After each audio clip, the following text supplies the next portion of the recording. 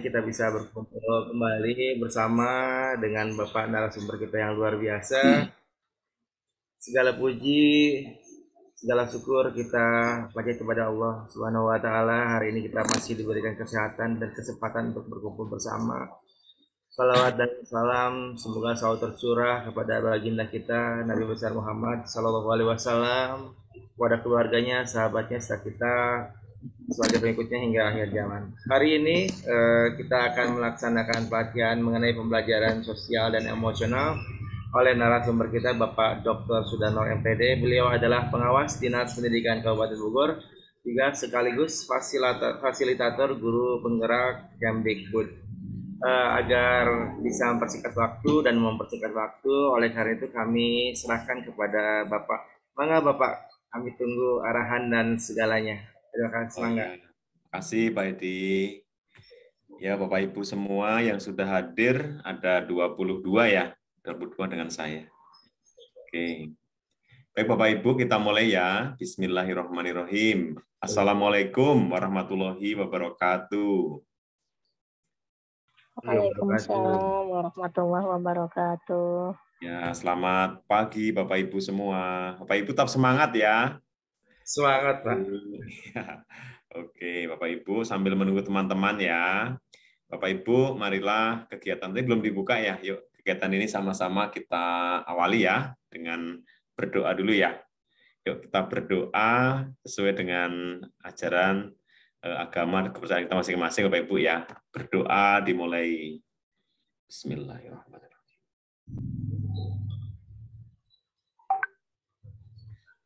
Ya, selesai.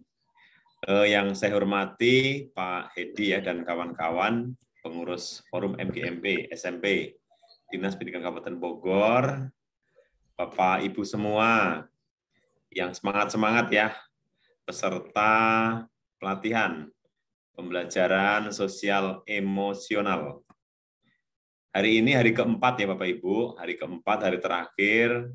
Ada beberapa nih nama-nama yang kenal Bapak Ibu ya, ada Bu Maimunah, Bu siapa lagi nih yang saya lihat di sini ya, dan lain-lain ya, Bu Ika Setianingsih, Pak Ahmad Cepi, Pak Lenovo, dan sebagainya ya Bapak Ibu. Bapak Ibu, kita panjatkan puji syukur kehadirat Allah SWT, Tuhan Yang Maha Esa, pada pagi hari ini Bapak Ibu, meski di hari libur Bapak Ibu ya, weekend Bapak Ibu, masih semangat Bapak Ibu ya mengikuti kegiatan pelatihan yang diselenggarakan oleh Forum MGMP di Kabupaten Bogor. Bapak Ibu, terima kasih atas kehadirannya, semangatnya, motivasinya ya mengikuti pelatihan ya kegiatan ini, dan Bapak Ibu selalu mendapatkan Bapak Ibu ya hal-hal yang baru dari pelatihan-pelatihan yang diselenggarakan oleh Forum MGMP ya.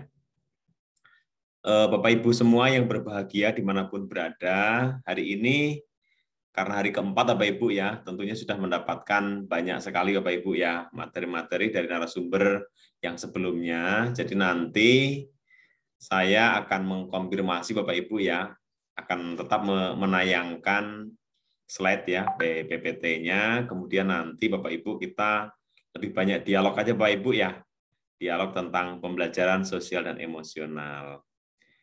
Ibu mohon izin saya share slide dulu ya.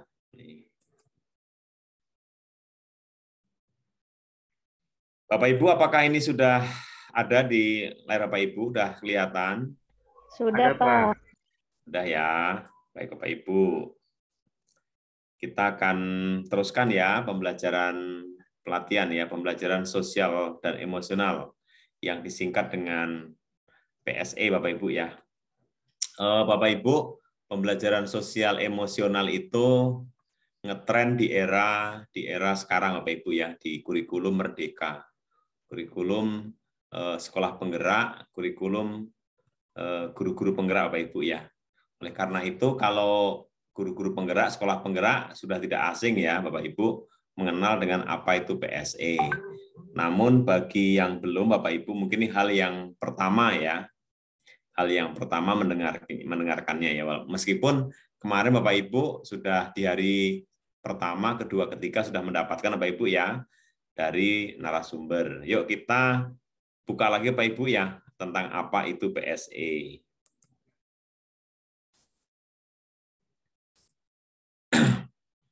Bapak Ibu, yuk kita komunikasi dulu. Bapak Ibu, apa yang sudah Bapak Ibu peroleh kemarin tentang PSE? Coba siapa yang mau, apa itu intinya apa PSE itu Bapak Ibu? Silahkan Bapak Ibu yang ingin menyampaikan dulu.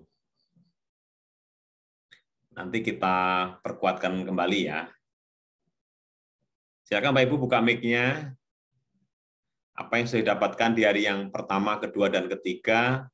Menurut Bapak Ibu aja, Bapak Ibu, apa itu pembelajaran sosial emosional? Intinya apa Bapak Ibu? Halo. Belum pada aktif ya? Oke, kita ulang lagi Bapak Ibu ya. Pembelajaran sosial emosional itu intinya adalah pembelajaran kolaboratif Bapak Ibu ya. Kolaboratif. Bapak Ibu, suara saya sudah terdengar apa tidak ini? Ya, Bapak Ibu. Ada Bapak. Oh ada, oke. Jadi Bapak Ibu, intinya PSE itu atau Social Emotional Learning dalam bahasa Inggris, Bapak Ibu, itu adalah pembelajaran kolaboratif. Kalau kolaboratif, berarti Bapak Ibu bekerja sendiri atau bersama-sama? Bersama-sama. Bersama-sama. Bersama-sama itu bukan sendiri Bapak Ibu ya. Bersama-sama dengan siapa Bapak Ibu? Bersama-sama dengan siapa? Dengan semua institusi atau guru, lingkungan sekolah, para pendidik yang ada di sekolah. Ya, tepat sekali Bapak Ibu ya. Bapak Ibu, intinya adalah kerjasama kolaboratif bersama-sama dengan siapa? Dengan semua Bapak Ibu ya. Tepat ya Bapak Ibu ya. Dengan semua warga sekolah. Warga sekolah itu banyak Bapak Ibu. Sekarang itu penilaian 360 derajat. Termasuk komite sekolah, termasuk wali-wali murid Bapak Ibu ya, lingkungan sekitar itu harus bersama-sama. Baru itu namanya mengelola pendidikan dengan paripurna Bapak Ibu ya. Itu intinya dulu Bapak Ibu ya. Jadi seluruh komunitas sekolah dilibatkan. Ya Bapak Ibu ya. Ini intinya dulu Bapak Ibu. Yang penting Bapak Ibu udah paham dulu tentang apa itu kolaboratif ya. Mengelola sekolah, mengelola pendidikan Bapak Ibu ya di SD, SMP, SMA, SMK, di apa namanya aliyah, di madrasah, diniyah, semua itu adalah sebuah tim kolaboratif ya, bersama-sama. Keberhasilan suatu sekolah itu adalah berkat kerja tim Bapak Ibu. Bukan karena saya, bukan karena itu, bukan karena ini, kalau nggak ada saya. Nah, itu sudah nggak berlaku dalam kurikulum Merdeka ini, Bapak Ibu. Oke, Bapak Ibu ya, seperti itu dulu. Kita lanjutkan. Aduh, ini ada yang ini. Bapak Ibu, kita di-mute dulu ya, sebentar, nanti kita diskusi. Nah, Bapak Ibu, kalau kita lihat mind map ini, Bapak Ibu, pembelajaran sosial emosional PSE itu yang berbasis kesadaran penuh ya, mindfulness. Mungkin kemarin juga sudah sampaikan ya oleh Pak Jajang, Bu Ika, Bu Iswato nih Bapak Ibu ya, oleh narasumber yang sebelumnya. Bapak Ibu harus memiliki ini 5 kompetensi sosial emosional. Ini Bapak Ibu ya, sampai kemarin ya. Pertama, kesadaran diri. Kedua, pengelolaan diri. Ketiga, kesadaran sosial. Keempat, keterampilan berelasi. Dan kelima, harus memiliki kecakapan pengambilan keputusan yang bertanggung jawab. Nah, minimal ini Bapak Ibu, 5 ini harus Bapak Ibu miliki. Dimiliki dulu, kemudian setelah dipahami, baru diimplementasikan ya di kelas-kelas pembelajaran gitu ya. Nah, ini 5 ini.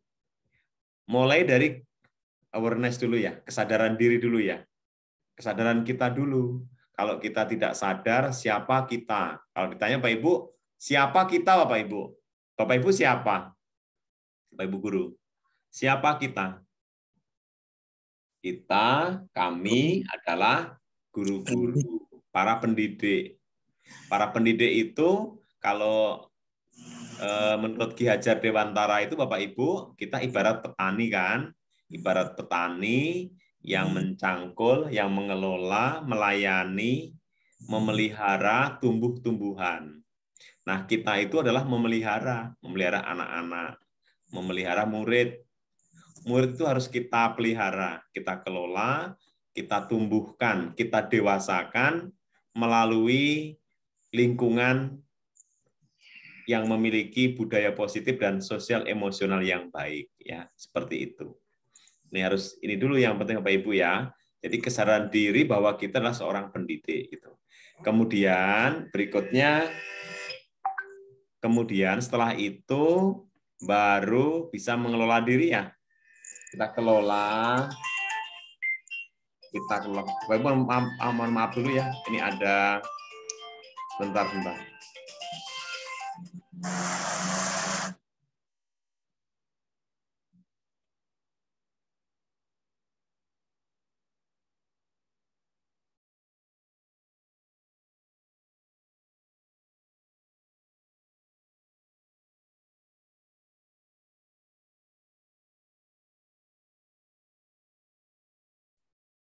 Oke, Bapak Ibu mohon maaf ya, tadi ada gangguan, ada yang nelpon.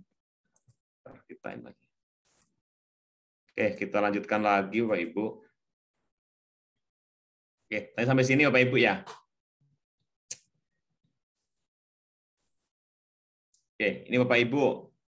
5 kompetensi sosial emosional ya Bapak Ibu ya, kemarin dijelaskan oleh para narasumber ya Bapak Ibu. Kita ini hanya mengulang dulu Bapak Ibu ya, supaya Bapak Ibu lebih paham lagi ya.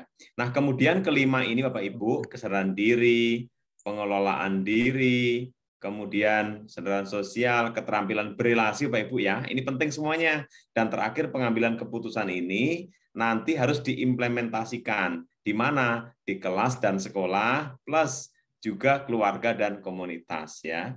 Keluarga ini berarti keluarga kita juga keluarga dari para siswa Bapak Ibu. Ya, dan juga komunitas berimplementasinya. Nah, untuk di kelas Bapak Ibu itu melalui 1, 2, 3, 4, melalui 4 cara ini ya. Yang pertama bisa pengajarannya eksplisit Bapak Ibu. Jadi bukan fokus semata-mata kita mengejar materi gitu ya, menuntaskan materi, bukan seperti itu. Pembelajaran sekarang di era kurikulum merdeka ini Bapak Ibu, KKM sudah tidak ada, target-target sudah nggak ada, juara-juara sudah nggak ada, Bapak Ibu. Semua siswa adalah unik, semua siswa adalah juara, semua siswa hebat, ya. Nah seperti itu. Nah kemudian kita kita masukkan secara eksplisit.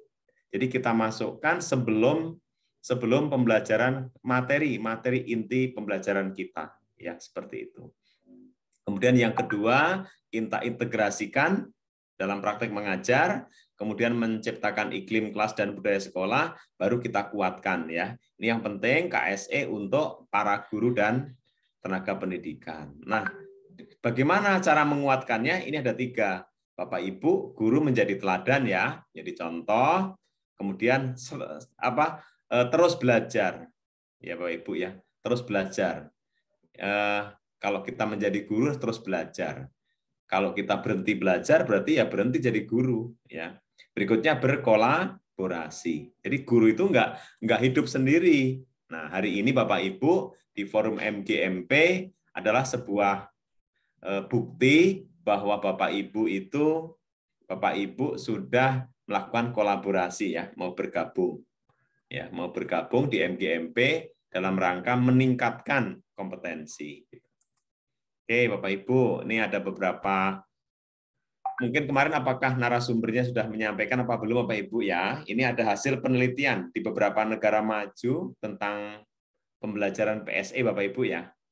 Negara maju ya, Australia, kemudian Jepang ya, termasuk di Jerman, Belanda Bapak Ibu ya. Itu bahwa menerapkan guru yang menerapkan yang memiliki KSE, kompetensi sosial emosional yang baik, itu lebih efektif Bapak Ibu, lebih cenderung lebih tangguh atau resilient, ya lebih tangguh dan merasa nyaman di kelasnya gitu ya. Karena mereka dapat bekerja lebih baik dengan murid gitu ya. Tapi kalau gurunya tidak memiliki KSE, tidak punya KSE itu banyak Bapak Ibu ya, nanti kematangan emosional, sosial, pandai berorganisasi, pandai memanajemen, nah itu seperti itu ya. Itu diantaranya ciri-ciri dari KSE ya. Yang 5 tadi itu akan lebih efektif Bapak Ibu ya dalam mengajar. Kemudian adanya keterkaitan ya antara kecakapan ini KSE ini ya yang dari TK sejak TK sampai dewasa gitu ya.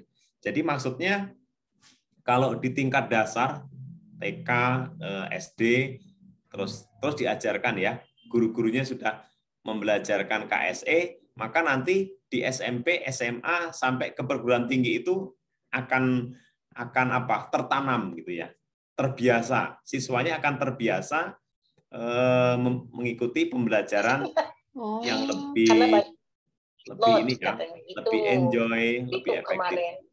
Karena kan di Halo Bapak Ibu, di mute dulu. Ya sebentar ya, ntar gantian. Oke. Oke Bapak Ibu teruskan ya. Nah, jadi Bapak Ibu, penelitian tersebut itu sejalan dengan apa? Dengan pemikiran KHD tadi Bapak Ibu. Pemikiran KHD kan bahwa guru itu sebagai penuntun ya, segala kekuatan kodrat gitu.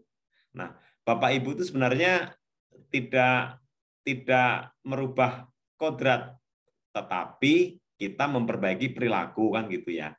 Kalau kodratnya dia misalnya dia kodratnya berbakat menjadi apa? Menjadi atlet ya kan, menjadi pemain bulu tangkis atau menjadi atletik dan lain-lain ya, yang olahragawan gitu ya. Bapak Ibu tidak bisa memaksa mereka untuk belajar sains ya, matematika atau IPA dan sebagainya ya. Karena mereka adalah sudah tertanam kodratnya adalah olahragawan ya, seperti itu. Begitu juga dengan yang musisi, begitu juga dengan yang seniman dan sebagainya Bapak Ibu ya. Nah, Bapak Ibu tidak bisa memaksa itu gitu. Karena yang kita perbaiki hanya perilaku atau lakunya. Sedangkan kodrat itu sudah ada secara genetika ya, sudah secara keturunan ya. Seperti itu diwariskan dari kedua orang tuanya gitu ya. Nah, kemudian pemikiran KHD ini mengingatkan Bapak Ibu, tugas kita sebagai pendidik itu hanya menumbuhkan motivasi mereka. Jadi tidak boleh pendidik itu misalnya memaksa kehendak anak-anak kamu harus begini sesuai dengan keinginan Bapak, keinginan Ibu gitu ya. Harus begini, aturannya begini. Nah, seperti itu kayaknya ngajar cara lama Bapak Ibu. Kita ingat bahwa tugas kita itu adalah mendidik, kita selami, kita petakan, kemudian ada tes diagnostik, ya kan? Bapak Ibu ingat kan pembelajaran berdiferensiasi, ya.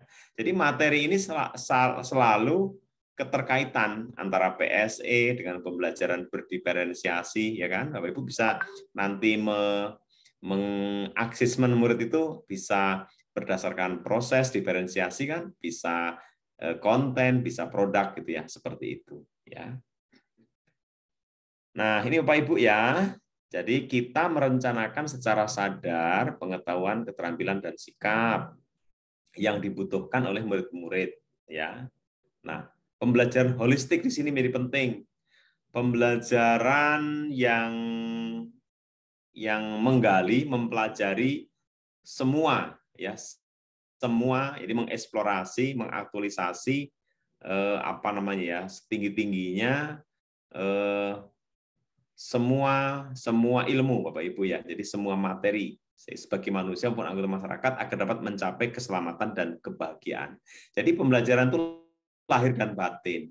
Kita tidak hanya memberikan mereka ilmu-ilmu lahiriah Bapak Ibu ya, ilmu-ilmu lahiriah, tapi juga ilmu-ilmu yang holistik ya. Jadi kebahagiaan mereka, jadi jasmani, rohani ya kan, sehat ya lahir batin ya. Jadi semuanya seperti itu. Karena memang tujuan pendidikan itu adalah kebahagiaan ya Bapak Ibu ya. Seperti itu. Oke, ini Bapak Ibu, pembelajaran sosial dan emosional itu kalau kita gambarkan seperti ini. Jadi kita sebagai guru maka harus kita tempuh 5 tadi ya, 5 kompetensi sosial emosional. Kemudian nanti akan bersemuanya pada peningkatan perilaku positif. Peningkatan perilaku positif siapa? Ya Bapak Ibu guru gitu ya. Kemudian berikutnya lingkungan belajar yang suportif, yang mendukung. Kita ciptakan di kelas-kelas di sekolah kita ya. Sekolah, apalagi sekolah ya, sekolah dan kelas-kelas kita itu lingkungan belajar yang suportif, yang memotivasi gitu ya. Supaya terjadi apa? Pengurangan ini perilaku yang negatif ya. Kemudian peningkatan sikap pada diri sendiri, respek, toleran terhadap orang lain dan lingkungan sekolah. Jadi kita biasakan dalam kurikulum Merdeka itu Bapak Ibu pembelajaran yang toleransi, menghargai teman, bekerja sama, gotong royong ya. Kan kita Bhinneka Tunggal Ika ya. Berbeda-beda tapi tetap satu, yaitu satu bangsa Indonesia ya, seperti itu. Kemudian peningkatan performan akademik siswa gitu ya. Nah, dan juga bisa mengurangi tingkat stres Bapak Ibu ya. Jangan sampai Bapak Ibu ada siswa kita, guru kita yang stres gitu. Gara-gara kurikulum Merdeka stres. Ya, itu malah salah nanti ya, salah tujuan, salah sasaran. Kurikulum Merdeka itu membuat guru nyaman, membuat siswa senang, kolaboratif, pembelajaran sosial emosional, tercipta budaya yang positif ya. Seperti itu. Baik Bapak Ibu, kita teruskan. Nah, Bapak Ibu pernah mengenal nggak apa itu well-being Bapak Ibu ya? Nah, ini kan yang menjadi tujuan akhir atau outputnya itu adalah siswa kita itu ini kita ciptakan siswa yang benar-benar bahagia gitu ya. Ya, dalam kamus itu memang well-being itu adalah kondisi nyaman ya, sehat, bahagia. Buat siapa? Buat siswa terutama, juga buat pendidik ya, buat semua gitu ya. Nah, sehingga well-being itu adalah sebuah kondisi individu yang memiliki sikap yang positif terhadap diri sendiri dan orang lain. Dapat membuat keputusan, mengatur tingkah lakunya sendiri ya, seperti itu. Nah, ada lagi mengatakan menurut Nobel and MG Grad ini ya tahun 2016 itu adalah keadaan emosional yang berkelanjutan ya, harus stabil gitu ya. Nah, ini yang akan kita bangun. Intinya Bapak Ibu seperti yang KHD sampaikan itu adalah kebahagiaan murid ya gitu. Kurikulum Merdeka itu untuk kebahagiaan murid dan kebahagiaan seluruh warga sekolah. Oke. Nah, kalau kita hubungkan nih Bapak Ibu, kita kan menerapkan namanya SNP ya, Standar Nasional Pendidikan. Nah, PSE itu berupaya menciptakan lingkungan dan pengalaman belajar yang menumbuhkan 5 ini. Kan cocok ya kalau kita hubungkan dengan standar nasional pendidikan, ya kan? Standar nasional kita kan menginginkan pendidikan Indonesia itu untuk berkualitas kan. Nah, untuk berkualitas menuju standar nasional pendidikan yang betul-betul memiliki standar, itu harus punya ini kesadaran diri dari semua pihak, manajemen diri, kesadaran sosial. Nah, keterampilan berelasi juga penting, ya. Bapak Ibu tidak bisa hidup ini sendirian, Bapak Ibu ya, harus bisa berelasi, berteman, komunikasi yang baik, ya Bapak Ibu. Tidak boleh sesama teman itu misalnya mengolok-olok, ya kan? Sesama teman itu harus saling membantu, kerjasama. Tidak boleh menjatuhkan, Bapak Ibu ya. Jadi harus kita itu satu keluarga gitu ya. Satu keluarga dalam rumah namanya satuan pendidikan. Misalnya SMP 1 Cipinong gitu ya. Nah, seperti itu. Kemudian pengambilan keputusan yang bertanggung jawab. Nah, pembelajaran 5 KSE ini nanti akan menghasilkan apa? Ini harapannya. supaya murid kita itu berkarakter, kemudian disiplin, santun, jujur, peduli, responsif, proaktif, dan mendorong anak untuk memiliki rasa ingin tahu, gitu ya. Nah, jadi Bapak Ibu, semua ini selaras antara SKL dengan standar nasional.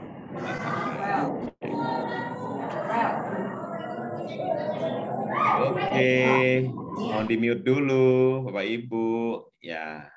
Bapak Ibu sampai di sini dulu, kalau ada yang mau ditanyakan silahkan. Pak Edi, halo. Adakah yang mau dikonfirmasi dulu?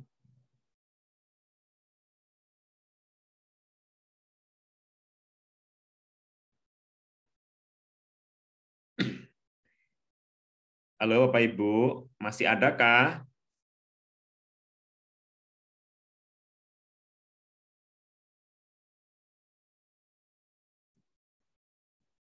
Halo Bapak Ibu. Pada kemana ya? Masih kelihatan. Ya, gimana? Ya, saya Ilma Tiapa mau bertanya. Yo, silakan Bu. Ya, tadi ada well-being ya. Berarti itu antara guru dan murid harus memiliki sikap seperti itu. Secara garis besarnya, seolah-olah itu kan manusia yang sempurna. Karena memiliki semua karakter yang didambakan atau karakter yang memang diinginkan oleh semua orang. Nah, untuk mencapai well-being, human well-being itu agak sulit Pak kalau di sekolah gitu ya, karena berbagai karakter yang anak munculkan di kelas, ketika saat akan belajar, atau ketika proses, bahkan setelah belajar pun, yang namanya, umpama contoh kecil saja, meledek atau membuli temannya, bahkan ada juga anak yang berani mengatakan hal-hal yang bahasa-bahasa kekinian terhadap gurunya sendiri, ada seperti itu. Nah, untuk mencapai sikap well-being seperti itu, apa upaya kita sebagai guru dan sebagai siswanya yang harus kita munculkan? Terima kasih. Gimana Bu? Intinya gimana Bu tadi Bu? Intinya aja. Iya. Apa upaya-upaya kita untuk mencapai sikap yang well-being antara guru dan murid? Karena kita kan harus menerapkan sikap PSE di kelas secara eksplisit. Iya Bapak Ibu, ya Bu, makasih Bu ya. Ibu kan tadi kan guru harus memiliki 5 kompetensi yang ini Bu, Bapak Ibu. Upayanya ini. Nah, yang ini 5-nya nih. Nah, ini Bapak Ibu untuk mencapai well-being tadi, Bapak Ibu ya, kebahagiaan, kenyamanan untuk murid kita, Bapak Ibu guru harus memiliki ini. Memiliki 5 kompetensi. 1, kesadaran diri. Siapa kita? Kan gitu kan Bapak Ibu ya. Siapa kita? Kita itu adalah pendidik kan, guru. Tugas pokok fungsinya adalah mendidik gitu kan.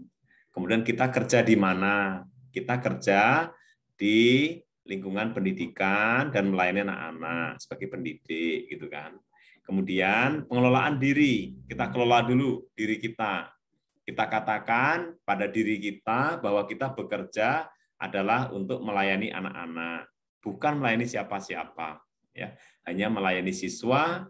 Bekerja ini karena memang hanya ibadah, Bapak Ibu ya, seperti itu. Kemudian yang ketiga kesadaran sosial. Jadi Bapak Ibu kita sebagai makhluk sosial bukan makhluk individu, bahwa kita itu hidup bersama-sama di lingkungan sekolah itu. Harus memiliki jiwa sosial, berelasi. Kan salah satu kompetensi guru ada Bapak Ibu ya, kompetensi sosial ya.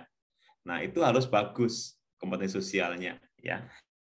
Sesama guru harus saling berkomunikasi dengan baik, menegur ya. Jangan ada yang cemberut, jangan ya seperti itu ya.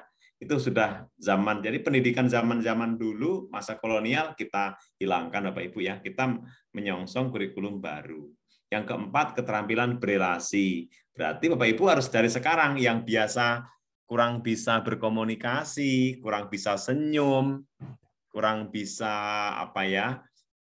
memotivasi si Bapak Ibu mencoba untuk berusaha menyenangkan orang gitu ya. Jangan ingin disenangkan aja gitu. berusahalah Bapak Ibu bagaimana menyenangkan teman-teman kita. Kita datang ke sekolah, hari ini saya harus bisa menyenangkan orang. Gitu. Siapa punya target? Menyenangkan siswa, menyenangkan guru, teman-teman kita. Kita harus bisa memberi ya ke sebuah kebahagiaan atau nilai tambah buat teman-teman kita. Gitu. Berusaha seperti itu. Kemudian yang kelima, harus memiliki kecakapan pengambilan keputusan yang bertanggung jawab. Ya, apapun kita lakukan, misalnya nanti kan hukuman udah ganti ya dengan yang namanya konsekuensi. Kemudian apapun keputusan kita harus bertanggung jawab. Jadi jangan sampai kita memberikan apa sanksi apa pada anak ya, tapi itu pun nggak boleh sebenarnya ya. Tapi tidak tidak bertanggung jawab gitu ya. Artinya harus punya dasar, punya data-data ya seperti itu. Nah ini diterapkan di kelas, di sekolah dan semuanya ya seperti ini. Makanya dalam pengajaran eksplisit, nah Bapak Ibu bisa begini, misalnya dalam mengajar itu materi apa misalnya ya, materi IPS pas pembahasan tentang negara-negara ASEAN. Nah Bapak Ibu bisa menanyakan pada anak itu tidak harus fokus kepada materi negara-negara ASEAN, bisa juga kan menanyakan keinginannya apa, idolanya siapa, terus apa lagu-lagu yang sedang ini gitu ya, keinginannya apa. Jadi jangan dulu masuk ke materi, tapi sentuhlah batin anak. Gimana keadaan orang tua, kondisi dan semuanya. Bapak Ibu sebagai guru juga sebagai kemarin itu sebagai bukan lagi konseling tapi menjadi coaching Bapak Ibu ya bagi anak-anak. Nah, seperti itu. Nah, Bapak Ibu harus tampil menjadi teladan. Ini teladan, belajar, dan berkolaborasi. Seperti itu. Itu, Bu, jawabannya. Mudah-mudahan tidak puas. Ya. Terima kasih. Oke, ada lagi, Kak? Iya, Bapak Ibu, kita diskusi aja. Kalau materinya kan kemarin sudah disampaikan oleh para narasumber ya. Sekarang itu tinggal bagaimana Bapak Ibu merefleksi ya materi-materi yang sudah 3 hari itu, kemudian berusaha bagaimana untuk diimplementasikan di kelas ya, berusaha untuk diimplementasikan. Oke, kita lanjutkan dulu ya, nanti sambil berjalan kita dialog ya Bapak Ibu ya, kita belajar sama-sama Bapak Ibu ya. Bapak Ibu, saya juga sama-sama dengan Bapak Ibu ya, belajar bareng-bareng. Ayo kita mulai menatap dunia pendidikan dengan wajah-wajah yang baru, Bapak Ibu, dengan strategi model mengajar yang baru, Bapak Ibu, dengan kurikulum merdeka ini, Bapak Ibu, suatu kesempatan ya. Meskipun nanti misalnya menterinya ganti, presiden ganti, Bapak Ibu, tetap kita jalankan, Bapak Ibu. Kita jalankan sejatinya kita menjadi pendidik yang sesuai dengan prinsip-prinsip Ki Hajar Dewantara yang memang keberpihakannya pada murid sangat tinggi Bapak Ibu ya gitu. Jadi bukan karena sekarang menterinya Pak Manadi misalnya harus menjalankan ini dan nanti setelah nggak ada Pak Menteri kemudian kita tinggalkan, bukan begitu Bapak Ibu ya. Nanti akan tidak ada kesinambungan ya, keberlanjutan Bapak Ibu ya. Nah kurikulum ini rencananya akan berjalan seterusnya ya, tidak berhenti sampai di sini saja gitu. Oke Bapak Ibu, kita lanjutkan tadi ya Bapak Ibu ya, nah well-being tadi Bapak Ibu ya. Yang kita dambakan kondisi nyaman, sehat dan bahagia ya. Oke, kita lihat pada pengajaran eksplisit nih Bapak Ibu ya. Meskipun tadi sudah saya sampaikan tentang pengajaran eksplisit, Bapak Ibu ini lebih jelasnya seperti ini. Pengajaran eksplisit ya. Implementasi PSE itu memastikan ya murid memiliki kesempatan yang sama, yang konsisten untuk menumbuhkan, melatih, dan berefleksi tentang KSE ini. Ya, misalnya dengan sesuai dengan keragaman budaya, berpikir terbuka, ya seperti itu. Kemudian eksplisit ini dapat dilaksanakan dengan berbagai bentuk, misalnya bisa kokurikuler, bisa ekstrakurikuler ya. Dalam kurikulum Merdeka itu ada namanya proyek penguatan profil pelajar Pancasila ya, P5. Nah, P5 itulah yang akan menjadi karakter yang nanti pada endingnya akan menumbuhkan profil pelajar Pancasila ya. Jadi bisa masuk dalam pelajaran, juga bisa dalam kokurikuler maupun ekstrakurikuler. Ya. Nah, tentunya berbagai proyek Bapak Ibu ya, atau acara kegiatan sekolah itu bisa untuk mengajarkan kompetensi sosial dan emosional. Ya. Jadi tidak harus materi itu Bapak Ibu ya. Kapan-kapan sebulan sekali ya, Bapak Ibu guru harus briefing, ngumpul bareng-bareng ya. Tim building Bapak Ibu ya, tim kolaboratif gitu ya. Sama-sama bersama dengan kepala sekolahnya nih ya. Ya kalau ada dana, ada biaya, sambil study tour Bapak Ibu ya, seperti itu. Bersama murid-muridnya ya boleh. Tapi nggak harus study tour juga ya. Misalnya di daerah tempat di sekolah pun juga bisa, atau wisata-wisata yang dekat dengan sekolah juga bisa. Ya. Yang penting tujuannya adalah dalam rangka sinergitas Bapak Ibu ya, sinergitas di antara warga sekolah itu. Ya. Seperti itu Bapak Ibu ya. Memang peran pimpinan kepala sekolah menjadi hal yang urgen Bapak Ibu ya dalam hal ini. Nah, kita lanjutkan Bapak Ibu semua. Nah, Bapak Ibu yang saya hormati, pembelajaran sosial emosional itu dilakukan secara kolaboratif ya oleh seluruh komunitas sekolah. Jadi tidak bisa membelajarkan PSE itu hanya guru ini aja, guru matematika PSE, yang lain tidak, ya, atau guru bahasa Inggrisnya melakukan PSE, yang lain tidak bisa. Jadi harus bareng-bareng. Memajukan sekolah, memajukan anak-anak itu adalah kerja tim, kerja bareng-bareng, ya, bersama-sama gitu. Dari pimpinan sampai kepada bawah-bawahannya. Penilaian 360 derajat, ya. Jadi kerja tim itu menjadi suatu keharusan, ya, karena kolaboratif, ya. Nah, Bapak Ibu, tujuannya seperti ini. Dengan PSE itu maka siswa, ini ke siswa ya, yang tadi udah ya, kesadaran diri, pengelolaan diri, kesadaran sosial, keterampilan, dan pengambilan keputusan yang bertanggung jawab ya. Bapak Ibu, ada 5 tujuan tadi ya. Nah, Bapak Ibu, kalau kita lihat kegiatan KSE ini, misalnya seperti ini. Melibatkan murid misalnya, ini contoh realnya Bapak Ibu ya di sekolah. Kita harus melibatkan murid dalam membuat keyakinan kelas, nah, atau peraturan sekolah. Bapak Ibu masih ingat ya dalam pelatihan budaya positif kemarin bahwa peraturan sekolah diturunkan dari keyakinan kelas. Kalau kelasnya sudah yakin, sudah ada kesepakatan, baru kita buat tertulis peraturannya. Jadi setiap siswa yang melanggar itu sudah sadar, oh ini memang keputusan dari saya, dari kami semua, gitu ya. Jadi bukan langsung diberikan peraturan tanpa kompromi, gitu ya. Nah seperti itu tidak lagi zamannya, Bapak Ibu ya. Jadi perubahan mindset dari kurikulum lama kita ke kurikulum merdeka itu, yang penting adalah perubahan mindset dari Bapak Ibu guru dulu, ya. Kemudian juga perubahan mindset dari anak-anak kita. Tapi harus Bapak Ibu Bapak Ibu guru dulu ya, atau pendidik dulu yang harus berubah supaya nanti siswanya itu bisa mengikuti. Kalau Bapak Ibu nggak bisa memberikan teladan, nggak bisa memberikan yang terbaik, maka siswanya juga sulit Bapak Ibu ya. Gitu. Kemudian yang kedua, Bapak Ibu sebagai guru harus memberikan kesempatan pada murid untuk membaca buku misalnya ya, buku pilihannya, dan suasananya kondusif ya. Jadi misalnya diberikan kebebasan untuk memilih, biar aja membaca buku ini, buku itu tuh silahkan aja, tidak ada larangan ya, biar suasananya kondusif dan merdeka. Ini contoh-contoh ya. Kemudian memberikan kesempatan pada murid untuk merefleksikan pembelajaran ya.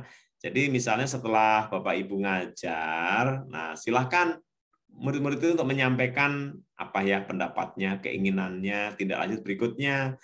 Bisa diserahkan kan anak-anak, setelah kita belajar ini apa rencana kalian, apa yang maunya ya untuk ke depan supaya ini lebih menguatkan materi yang sudah hari ini kita dapat gitu ya. Nah, seperti itu. Jadi selalu apa-apa itu ke murid ya, fokusnya ke murid ya gitu. Kemudian mengadakan dialog interaktif juga ya. Kemudian harus fleksibilitas ya Bapak Ibu ya. Ingat kurikulum kita merdeka, harus fleksibel ya untuk mengerjakan tugas ya. Jadi jangan lagi pokoknya harus begini, harus ini tugasnya. Nah, itu udah nggak zaman lagi Bapak Ibu. Ya, kita mendidik anak-anak kita sesuai dengan zamannya. Kan zamannya sekarang beda. Ya kan? Zamannya zaman era teknologi, era digital, ya kan? Informasi banyak bisa diperoleh di mana-mana ya. Jadi belajar itu bukan hanya dari buku, tapi dari berbagai sumber gitu kan, seperti itu. Juga memberikan kesempatan pada murid untuk mengelola sebuah kelas, misalnya dalam literasi, seni, olahraga. Nah, libatkan mereka jadi panitia, Bapak Ibu ya, jadikan mereka gitu ya. Pasti nanti akan ada suatu keberhasilan ya. Bapak Ibu, sampai di sini dulu Bapak Ibu ya. Kalau ada yang ditanyakan silahkan. Ini ada kutipan dari Aristoteles nih. Mendidik pikiran tanpa mendidik hati itu adalah bukan pendidikan sama sekali. Ini kata filsuf Aristoteles ya Bapak Ibu ya. Aristoteles adalah seorang saintis yang lahir di abad berabad-abad lalu Bapak Ibu ya. Ini filsuf dari Aristoteles ya. Bapak Ibu kalau ngajar hanya apa ya, hanya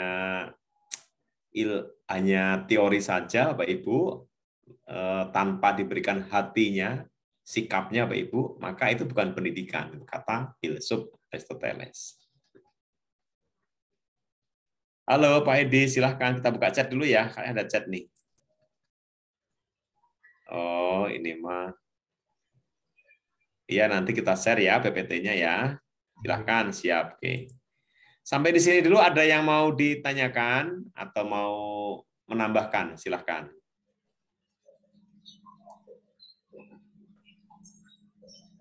Kalau yang mau tanya langsung buka mikrofon aja ya.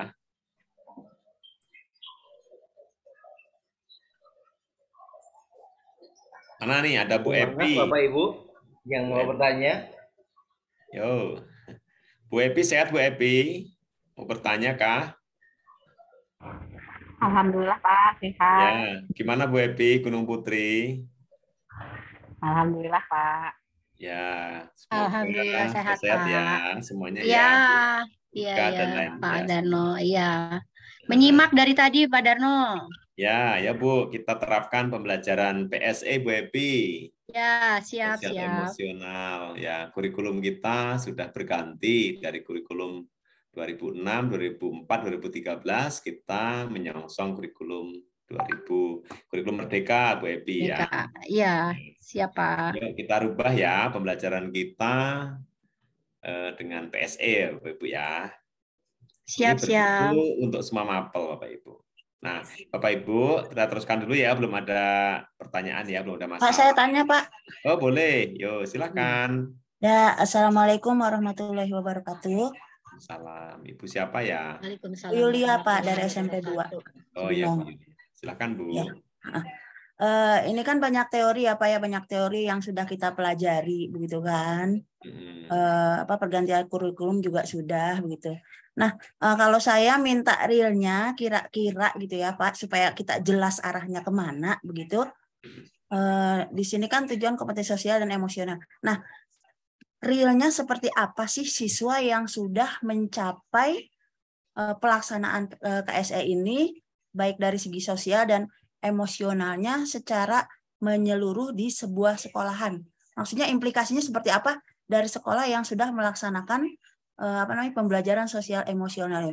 Apa tidak ada tawuran, apa tidak ada istilahnya antara guru dan lain sebagainya, adem ayem maksudnya.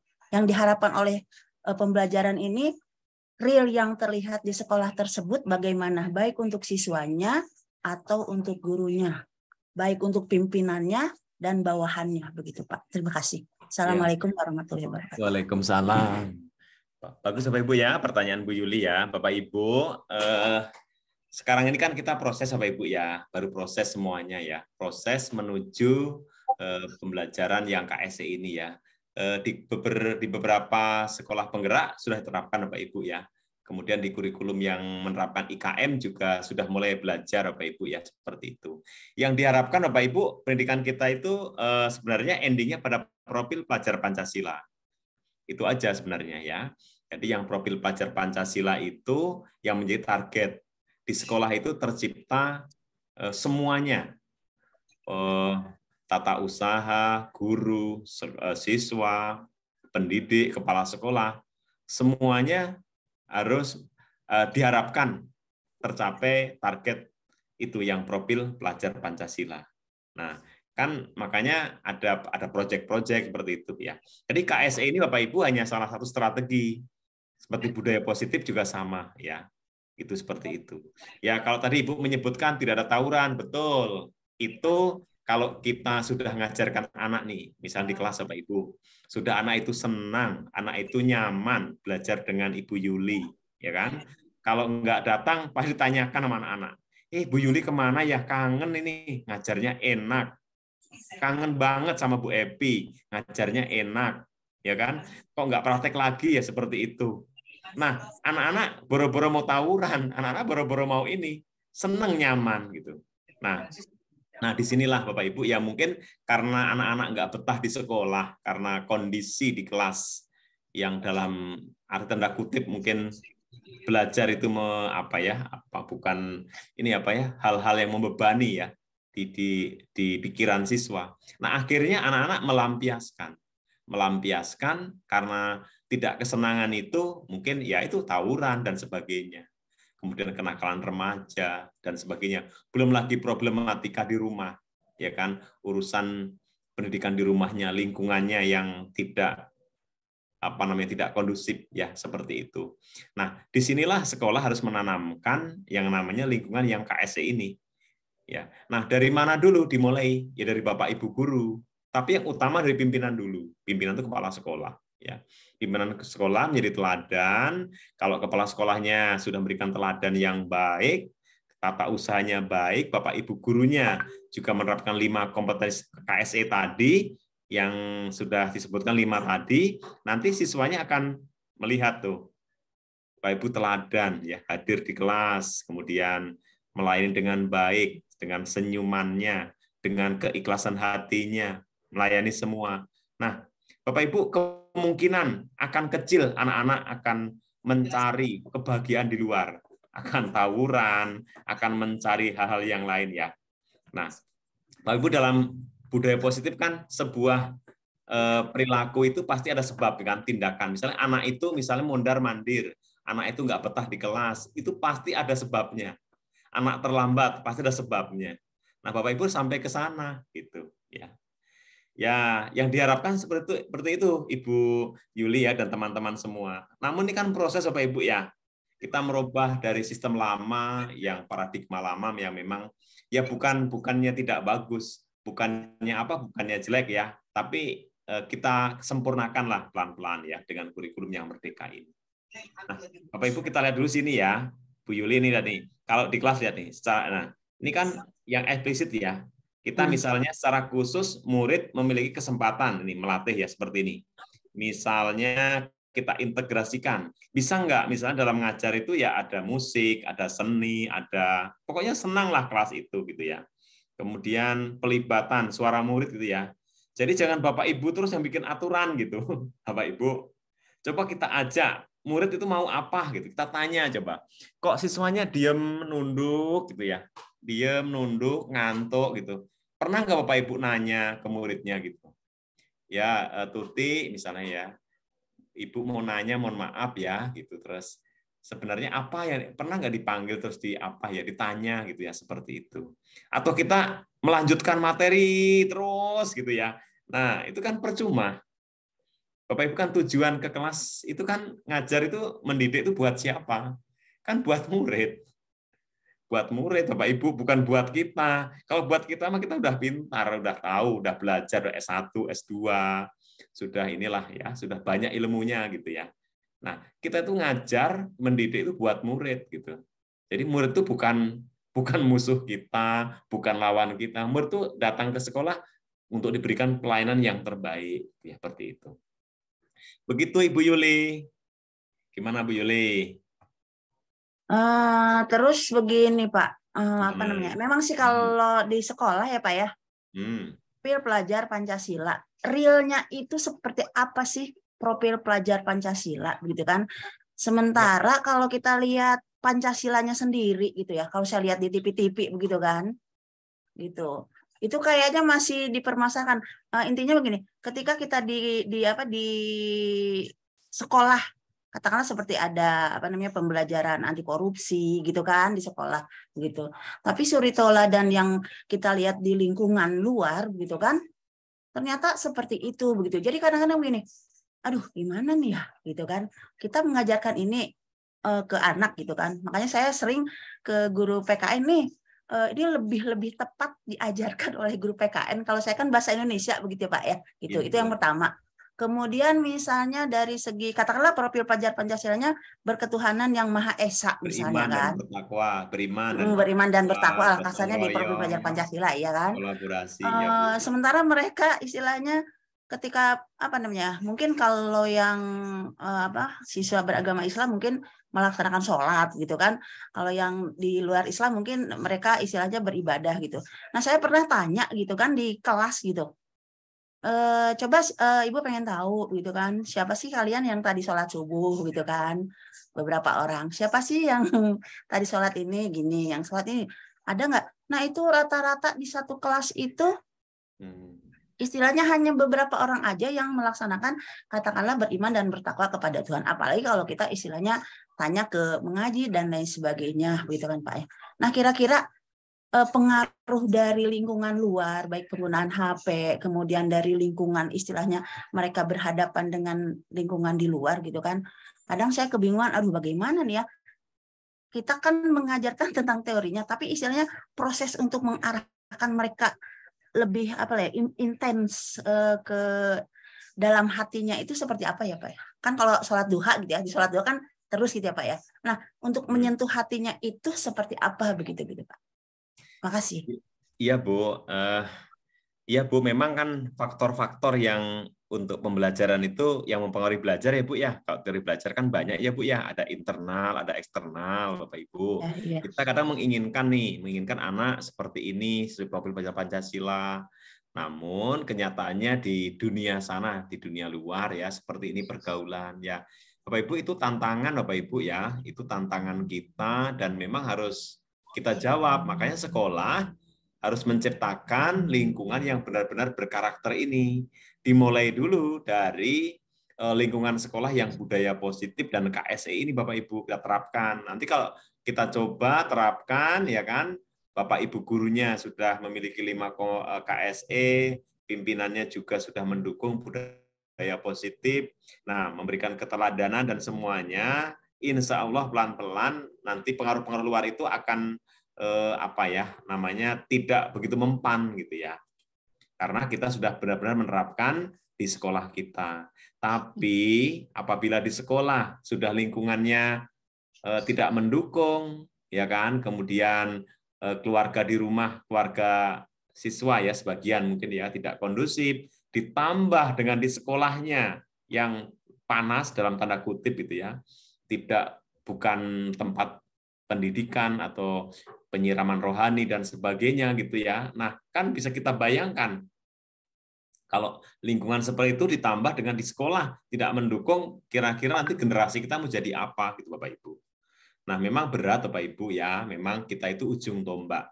Bapak Ibu guru adalah ujung tombak membangun generasi bangsa, generasi emas yang memang generasi yang kita bekali bukan hanya ilmu tapi juga harus dengan hati Bapak Ibu ya, hati yang berkarakter gitu ya, seperti itu.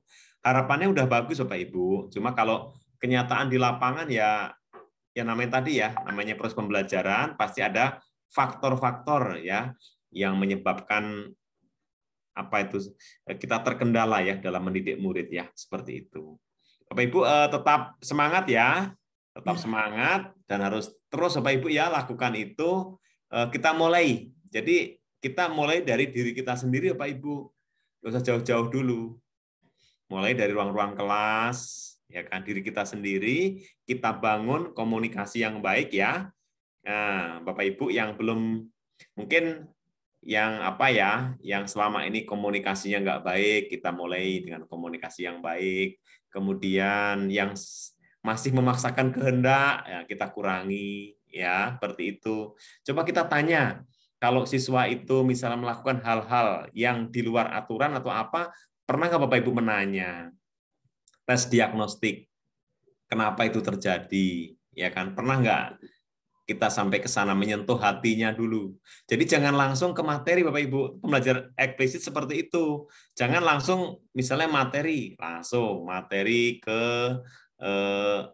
matematika, materi ke IPA-nya, materi ke bahasa Inggrisnya. Jangan dulu ke itu dulu. Kita harus menghidupkan siswa dulu untuk secara rohaninya dia mau motivasi belajar dulu gitu ya. Seperti itu Bapak Ibu ya. Mudah-mudahan tidak pesimis ya. Saya kira ya pemerintah kita sudah bagus membuat perubahan-perubahan yang luar biasa ya, melalui program penggerak, guru-guru penggerak, sekolah penggerak. Itu nanti akan sia-sia apabila Bapak Ibu setelah program ini beres, kemudian Bapak Ibu begitu berlalu saja ya, karena ya di samping dana dan semuanya ya sudah dialokasikan terlalu banyak di situ. Jadi harus benar-benar Bapak Ibu ya, kita sayang pada Republik ini ya. Seperti itu. Gitu Bapak Ibu semua. Gimana Ibu Yuli?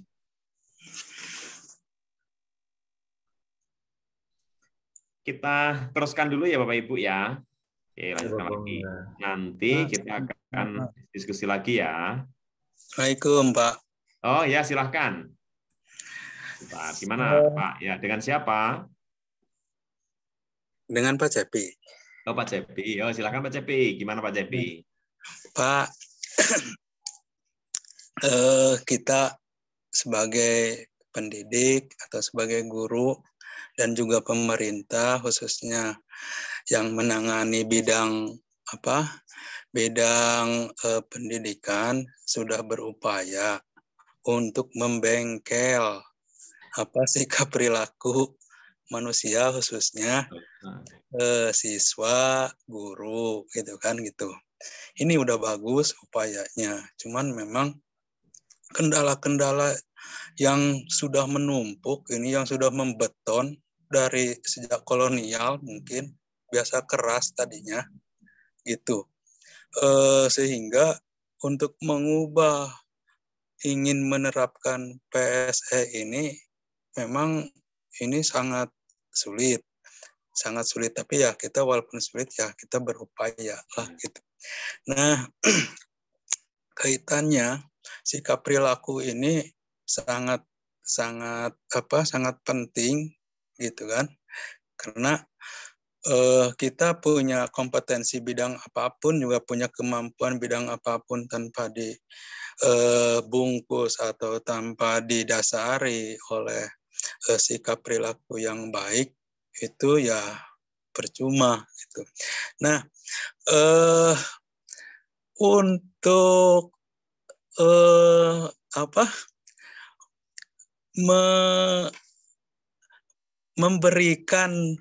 memberikan pelajaran atau untuk memberikan saran kepada siswa. Soalnya di siswa saya ini agak lumayan juga ininya nakal-nakalnya gitu. Bahkan saya udah, misalkan siswa main bola di kelas, SMP sekarang masih ada itu main bola di kelas Pak, gitu. Nah, akhirnya itu kan saya pada main bola di kelas. Mungkin saat itu kebetulan gitu guru tersebut tidak ada gitu ya, entah tidak adanya misalkan kemana gitu kan gitu. Yang jelas pada saat itu memang kosong gitu siapa sih kelas. Akhirnya itu karena saya memang kebetulan kesiswaan, saya suka ngeliling gitu ya Pak ya. Suka ngeliling kelas, suka ngeliling kemana yang kira-kira tempat-tempat anak suka ada. Nah, kebetulan itu saya ngeliling ke kelas. Nah, di kelas itu sedang main bola. Udah gitu saya masuk, oh gitu kan gitu. Sedang main bola gitu kan gitu terus saya. Akhirnya saya tanya, kalau kelas itu fungsinya buat apa dan gitu. Mereka tahu bahwa kelas itu untuk belajar, gitu kan, gitu. Salah satunya. Terus kemudian untuk diskusi, gitu kan. Terus ini yang kalian lakukan apa, gitu? Main bola, Pak, katanya gitu. Oh, gitu. Main bola ya. Tepat nggak, Ding? Enggak, Pak. Mereka tahu tuh jawabannya enggak tepat. Terus kemudian udah gitu, akhirnya ya kalau nggak tepat, ini kelas ini bukan tempat main bola ya Pak Sepi juga suka main bola dulu kan digituin, tapi udah tahu gitu tempat main bola itu di mana gitu. Ya akhirnya mereka dikasih saran sama jangan main bola di kelas ya deh ya, nanti masalahnya kalau main bola di kelas banyak yang terugikan gitu. Bisa saja ke anak perempuan, bisa saja ke benda-benda yang ada di sekitar kelas gitu. Jadi ya udah gitu, udah aja iya gitu kan gitu. Saya udah pulang dari situ gitu kan gitu. Ternyata main bola lagi gitu. Akhirnya kena apa? Kena jam dinding ngegembrang ke bawah. Kan hancur. Hanya saya marah Pak di situ. Nah, marahnya saya itu salah apa enggak kira-kira seperti itu. Dan aku kesel Pak udah kasih apa? Kasih bahasa yang santun yang apa? Ternyata mereka nggak tahu apa faktor mereka tidak ngerti bahasa santun, apa mereka memang misalkan dengan bahasa santun terhadap guru itu akhirnya lembek gitu apa gimana gitu kan gitu. Faktor apa yang menjadi penyebab si anak itu enggak nerima dikasih saran yang santun, itu Pak faktornya gitu. Itu aja Pak. Ya. Terima kasih Pak Cepi. Pak Cepi terlebih dahulu terima kasih ya atas dukungannya, bahwa Bapak Ibu kita sepakat ya, kita akan merubah mindset kita ya dari cara ngajar cara lama Bapak Ibu ya, mendidik cara lama ke cara yang baru. Yang mudah-mudahan Bapak Ibu juga bisa mengikuti ya, karena ya zamannya memang menuntut perubahan itu ya. Tentunya dengan cara baru berarti harus ada perubahan ya. Nah, fokus kepada tadi apa yang disampaikan oleh Pak Ahmad Cepi ya, sampai jam dinding pecah, kemudian Pak Cepi marah ya dan sebagainya. Ya, Bapak Ibu, ini sebenarnya itu semua ada ada penyebabnya Bapak Ibu ya. Saya juga nggak tahu ya sebenarnya. Kan di pendidikan itu memang kerjasama kolaboratif ya, ada pengawas sekolah, ada kepala sekolah, ada guru, ada semuanya. Saya juga nggak tahu kenapa gurunya nggak ada saat itu juga, ya kan? Berarti kan ada yang salah tuh. Kenapa bisa kosong, nggak ada guru ya? Berarti kan manajemen, ya mohon maaf dari pimpinannya, gimana kok gurunya nggak ada, dari pengawasnya mungkin dan sebagainya ya. Nah seharusnya memang jangan sampai kosong ya kelas itu, harus ada gurunya ya. Kemudian berikutnya, Bapak memang kalau yang sanksi-sanksi, kemudian hukuman-hukuman itu memang sekarang sudah dihilangkan. Mungkin apakah memang sebelumnya tidak dibuat yang namanya dalam budaya positif itu ada yang namanya keyakinan kelas Pak, sebelum buat peraturan. Jadi keyakinan kelas itu kita bangun bareng-bareng dulu di awal, keyakinan. Nah, salah satunya anak-anak kalau misalnya main bola di kelas, kelas kita nanti rusak dan semuanya akan terjadi hal-hal yang tidak diinginkan, apakah anak-anak setuju? Gitu. Ya kan? Gitu dulu Pak dari awal. Yuk kita sepakati dulu dari awal gitu ya. Itu mungkin keyakinan kelasnya tidak dibangun Pak. Jadi kita buat keyakinan, setelah keyakinan nanti sudah disepakati Pak oleh 100% dari siswa yang menyepakati, oleh wali kelasnya diketik Pak, tertulis, tanda tangan semua gitu. Kan nanti kalau misalnya Bapak ingin, coba dibaca anak-anak melanggar yang mana gitu. Iya. Gitu Pak. Jadi ya seharusnya guru-guru tidak mengosongkan kelas Pak. Ya walaupun misalnya ada di mana-mana, misalnya sedang pelatihan kemana-mana, harus ada guru piket atau siapa yang mengawasi itu ya.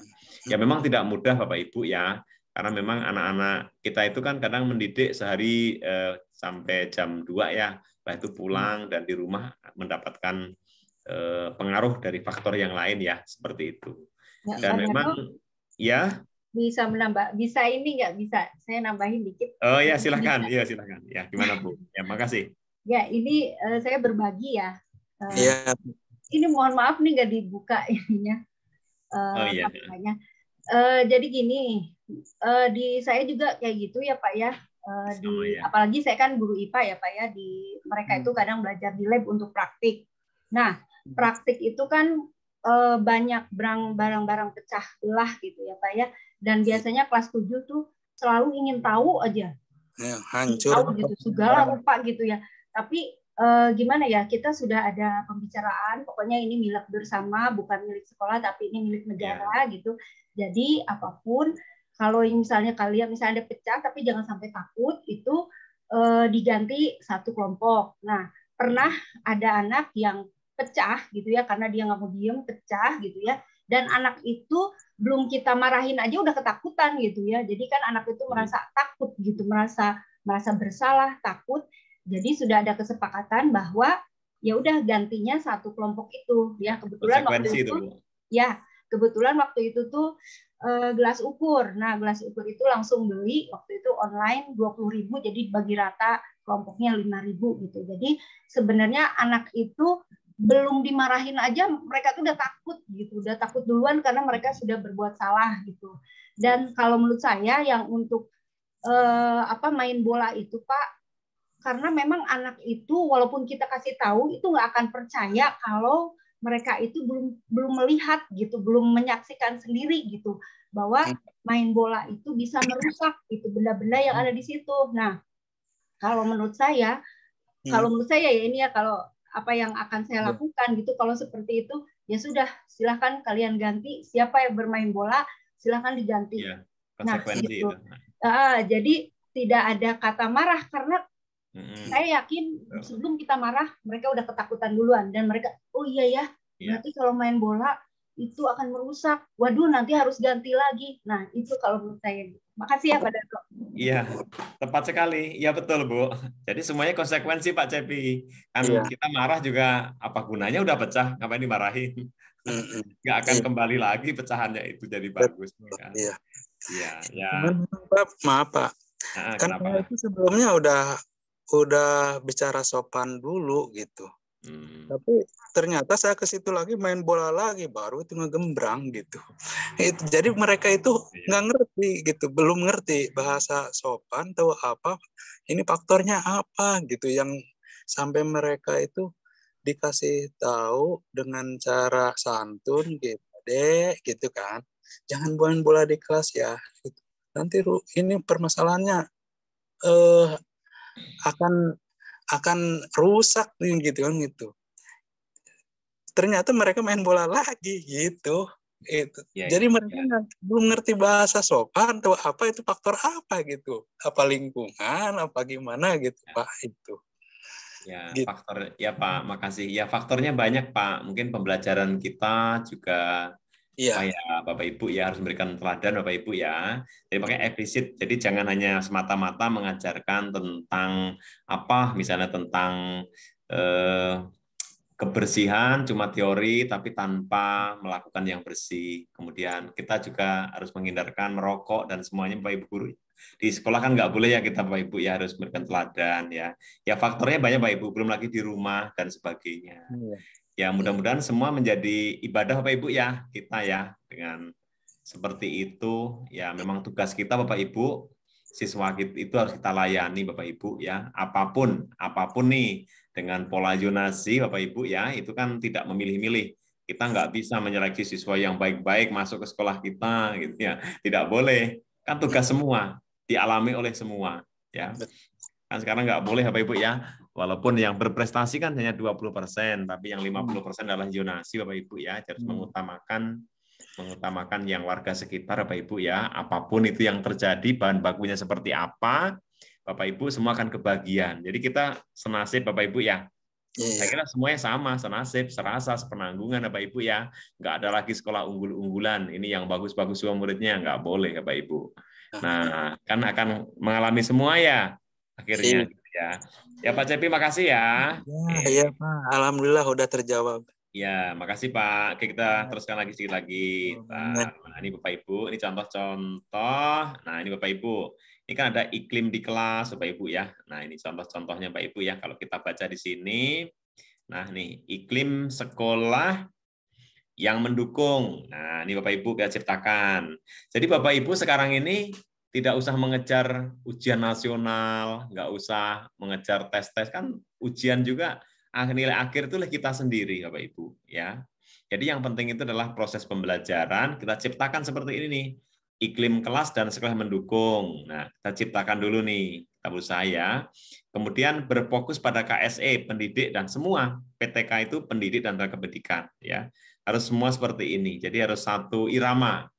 Yuk kita kita gerakkan kapal ini akan berlabuh dari Merak ke Bakauheni misalnya, ya berlayar bareng-bareng gitu, bukan digerakkan oleh sendirian, tapi gerakkan bareng-bareng ya, gitu.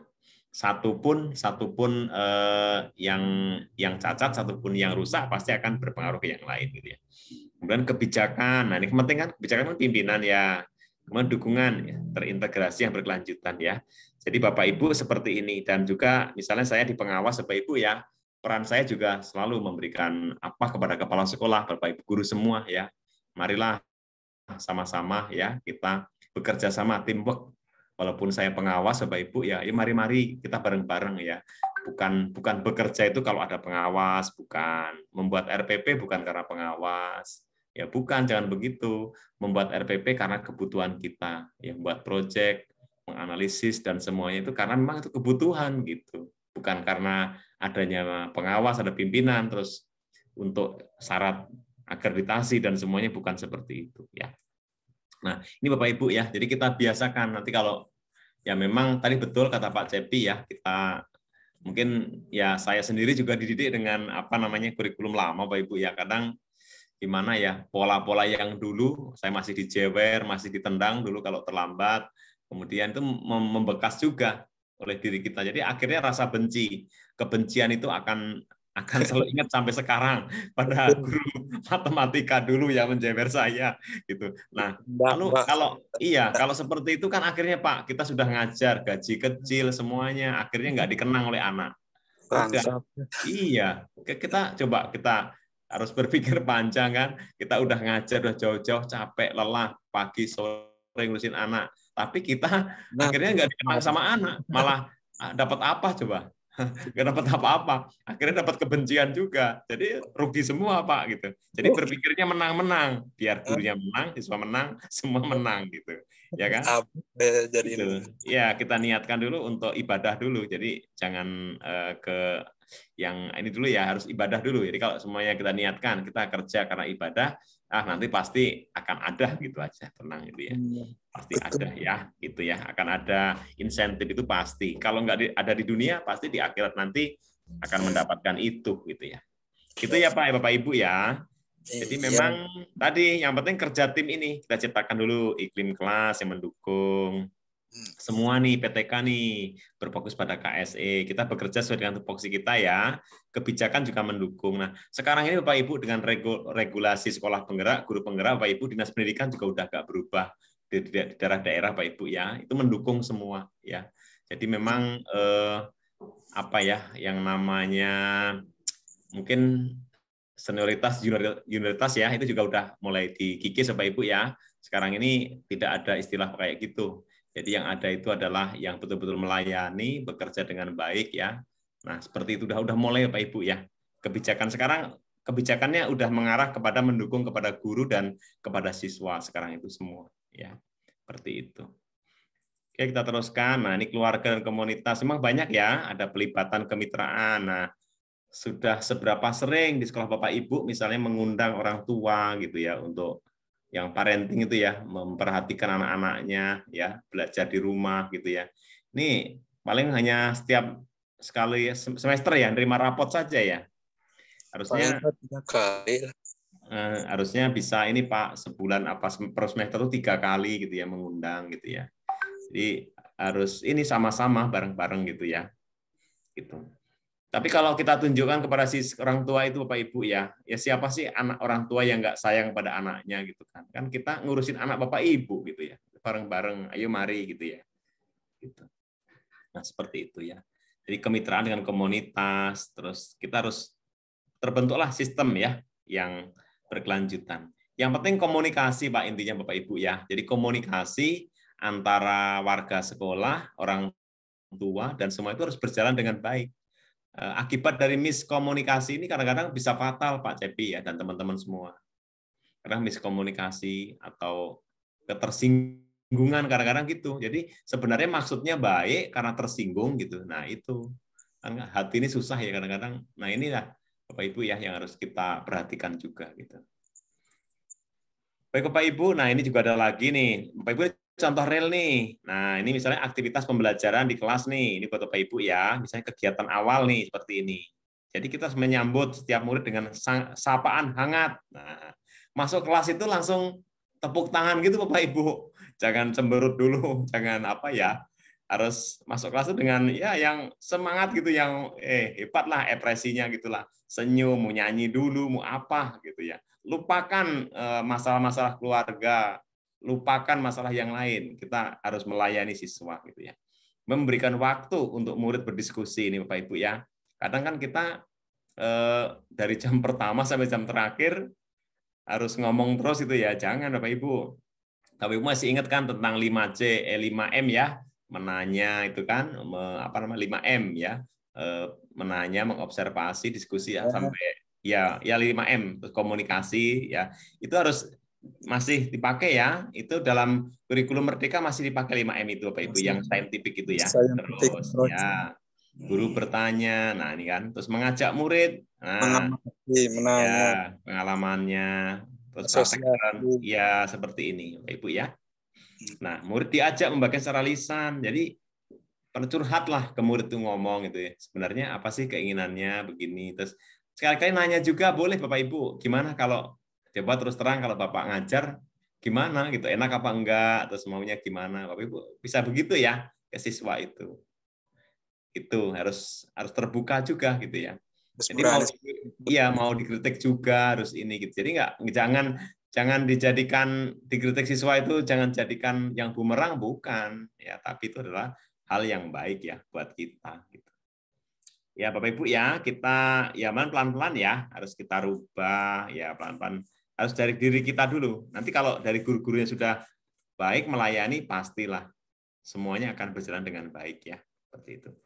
Kalau problematika permasalahan kita di sekolah dan semuanya pasti banyak ya, pasti ada. Tapi jangan sampai menyentuh ke murid, kena berdampak pada murid gitu ya. Jangan sampai gitu ya. Nah, ini kegiatan inti contoh nih Bapak Ibu. Misalnya, nah ini kan apa ya, misalnya kita mengenal macam-macam emosi ya. Guru menunjukkan diagram pada emosi. Misalnya kita buat nih, hari ini misalnya pikiran kalian senang apa enggak, tunjukkan dulu. Kita buat di depan tuh tulisan. Ayo satu-satu. Ada roda emosi kan, kita tulis apa pakai kertas klip juga boleh ya, tempelkan. Kemudian hari ini saya senang, hari ini saya aman, hari ini saya lagi jengkel, lagi ini. Nanti cerita tuh, kita curhat dulu gitu ya. Boleh seperti Bapak Ibu ya. Nah, jadi sebenarnya sebelum pembelajaran itu harus membuat suasana dulu. Siap tidak untuk belajar gitu ya. Kita lihat gitu ya. Kemudian, nah dan lainnya. Nah, ini contoh-contoh aja Bapak Ibu ya. Ada lagi nih. Bapak Ibu kenal dengan yang namanya meditasi ya? Meditasi. Meditasi, jadi ngajak murid ya untuk hening sejenak gitu ya. Kemudian mengidentifikasi emosi, perasaan kita, pikiran kita, semua gitu ya. Kita berikan kepada anak itu ya. Terus nanti murid menjelaskan, oh hasil dari identifikasi itu ternyata saya punya masalah begini dan akhirnya harus kita berikan solusi ya gitu. Nah, berikan pilihan pada murid ya. Nah, seperti ini banyak ya. Bisa menggambar, terus bisa dan lain-lain ya. Jadi Bapak Ibu harus pembelajaran diferensiasi prosesnya berjalan ya. Diferensiasi proses itu melayani anak harus sesuai dengan kebutuhan anak gitu. Jangan dipaksa untuk satu ini aja melakukan ini, jangan. Pak Ibu berbeda-beda, berbagai macam cara itu harus dilakukan ya, teknik berbagai macam cara ya itu ya. murid dikelompokkan, ya boleh. Terus berbagi penjelasan. Terus jangan lupa memberikan apresiasi ya, memberikan apresiasi penghargaan kepada siswa, gitu. Itu juga penting ya, biar senang ya. Nah, di kegiatan penutup misalnya nih ya. Nah, guru minta murid mengumpulkan karyanya, terus murid melakukan refleksi dan berikan apresiasi. Sebenarnya sudah dilakukan oleh kita ya, mungkin karena apa ya? Belum aja disebut sebagai PSE gitu ya. Nah, sekarang kita bakukan ya pembelajaran yang menyenangkan, yang well-being itu menjadi pembelajaran yang PSE ya, pembelajaran sosial emosional gitu ya. Nah, ini Bapak Ibu ya, contoh-contohnya seperti ini. Mungkin sebenarnya sudah dilakukan, hanya kurang dikuatkan saja ya. Nah, ada refleksi guru nih. Guru membaca catatan murid dari hasil karyanya. Nah, seperti ini ya. Kemudian mengenali emosi, pikiran, terus menuangkan hasilnya gitu ya, seperti ini. Nah, ini Bapak Ibu ya, di akhir-akhir apa namanya? Akhir-akhir pembelajaran kita harus membuat refleksi juga ya. Nah, ini yang kesadaran juga ada ya. Misalnya membangkitkan kesadaran. Kalau kesadaran ini kesadaran sosial ini contohnya ya. Untuk membuat kesadaran sosial, Bapak Ibu kegiatan awal misalnya ya, ada pembukaan hangat, ada ice breaking ya, ada permainan ya. Atau berbincang-bincang gitu ya. Berikan waktu biar aja dia ngobrol curhat-curhat ya pada siswanya gitu ya. Itu jangan Bapak Ibu marahin juga. Nggak boleh dimarahin ya. Mereka curhat apa biarin aja gitu ya.